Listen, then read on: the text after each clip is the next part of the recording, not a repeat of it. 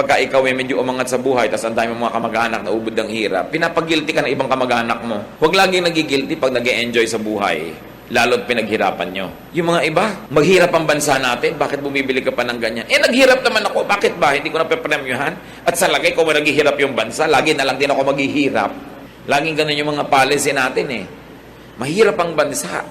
Pwede naman ako mag-enjoy, ba't ko idadama yung sarili ko sa hirap? Hanggang gumagawa ako ng mabuti, tumutulong ako sa kanila, ginagawa ko tungkulin ko, masama ba mag-enjoy? Dapat, nag-enjoy ka.